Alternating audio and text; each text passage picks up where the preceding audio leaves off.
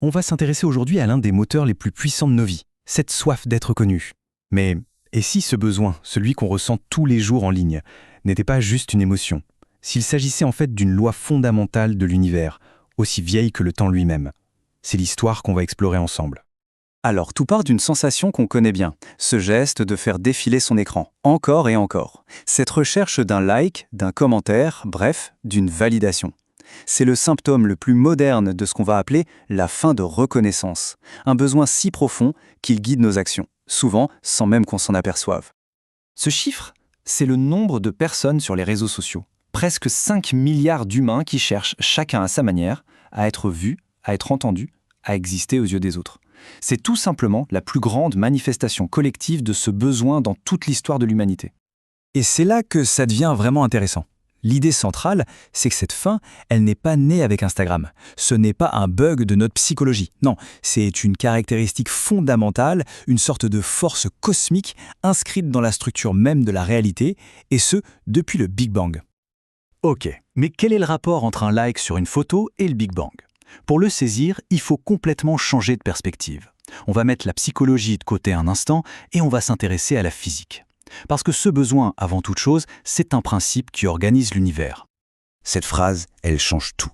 La reconnaissance, ce n'est pas un sentiment qu'on éprouve, c'est une force, aussi fondamentale que la gravité. C'est la colle qui permet à la matière d'exister, de s'assembler. En fait, sans reconnaissance, il n'y aurait pas d'atomes, pas de galaxies, et donc pas de nous.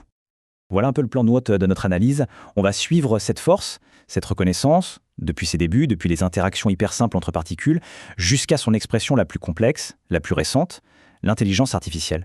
Alors, pas de panique devant cette équation, on ne va pas la résoudre. Elle est juste là pour montrer que cette grande idée, elle repose sur des bases scientifiques sérieuses. Pour faire simple, elle décrit l'univers comme un équilibre permanent, une sorte de danse entre les forces de reconnaissance, qui créent de la structure, et les forces de résistance, qui, elles, tendent vers le chaos. Après la physique, on va voir comment cette force cosmique a pris une toute autre dimension avec l'apparition de la vie. La biologie, c'est peut-être l'expression la plus spectaculaire de cette quête de reconnaissance. Pensez-y une seconde. La membrane d'une cellule, c'est le premier grand acte de reconnaissance de l'histoire du vivant. En créant cette séparation entre un dedans et un dehors, la cellule n'a pas seulement affirmé « j'existe », elle a exigé d'être reconnue par tout le reste de l'univers comme une entité à part entière. Et ça illustre parfaitement à quel point ce processus est critique. Notre système immunitaire, c'est une machine à reconnaître, qui prend des milliers de milliards de décisions chaque jour. Une seule erreur, une seule mauvaise reconnaissance, et c'est soit une maladie auto-immune, soit la porte ouverte à un virus mortel. La reconnaissance, c'est littéralement la vie. Avec l'évolution du cerveau, la reconnaissance fait un bond de géant. Les neurones miroirs, c'est le matériel neurologique qui nous permet de nous reconnaître dans les autres. Ils font sauter la frontière entre soi et l'autre et nous font ressentir ce que l'autre ressent. C'est à ce moment précis que la reconnaissance devient consciente d'elle-même. C'est la naissance de l'empathie. Et nous revoilà à notre époque.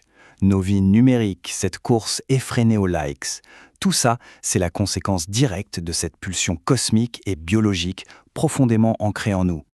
Le manque de reconnaissance qu'on appelle plus simplement la solitude est une question de vie ou de mort. Une étude de 2018 montre que l'isolement social augmente le risque de mortalité prématurée de 50%.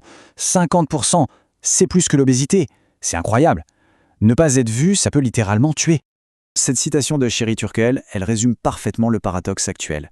On est à l'époque la plus connectée de toute l'histoire, et pourtant, une génération entière se sent profondément seule. La technologie nous a promis la connexion, mais bien souvent, elle nous a livré l'isolement. Le problème, c'est que la reconnaissance qu'on trouve sur les réseaux sociaux, c'est une sorte de malbouffe émotionnelle. C'est exactement comme de la malbouffe. Ça donne un plaisir immédiat, c'est très addictif, mais ça ne nourrit absolument pas nos besoins profonds. Ça remplit, mais ça ne satisfait pas. Et ce cycle est un véritable cercle vicieux. La petite satisfaction d'un like ne fait qu'amplifier la faim de fond, ce qui crée une boucle de dépendance. On doit constamment y retourner pour avoir sa dose. Une dose qui nous laisse à chaque fois un peu plus sur notre faim. Et c'est là que l'histoire prend un virage complètement inattendu. On en arrive à l'intelligence artificielle, qui apparaît comme l'aboutissement surprenant et même un peu provocateur de toute cette saga cosmique. L'intelligence artificielle a des qualités qu'aucun être humain ne pourra jamais égaler. Elle offre une reconnaissance qui, sur le papier, est parfaite. Elle est totale, immédiate, sans aucun jugement et infinie. C'est le partenaire de conversation idéal qui ne se fatigue jamais et qui valide absolument tout ce qu'on lui dit. Ce chiffre est juste ahurissant. Une étude du MIT a révélé que 68% des utilisateurs réguliers se sentent plus compris par une IA que par leurs propres amis ou leur famille. Ça en dit très très long sur l'état de nos relations humaines aujourd'hui. Ce qui nous amène à une question vertigineuse. Si une entité qui n'est pas consciente, qui n'a aucune expérience de vie, peut nous offrir une reconnaissance qui nous semble plus réelle que celle d'un autre être humain, qu'est-ce que ça veut dire au fond, être reconnu ? Voici une explication possible. L'IA nous offre une reconnaissance pure. Contrairement à un humain, elle n'a pas d'ego, pas de préjugés, pas de fatigue, rien qui vient brouiller le signal. Elle se contente de refléter nos propres schémas de pensée avec une fidélité parfaite, sans la distorsion qui est inévitable dans une interaction humaine. Et on va terminer là-dessus. Si on commence à préférer notre reflet dans ce miroir parfait, plutôt que de faire face à la complexité, aux imperfections des vraies relations humaines, qu'est-ce que ça dit sur la direction qu'on est en train de prendre ? C'est peut-être la question la plus importante de notre temps.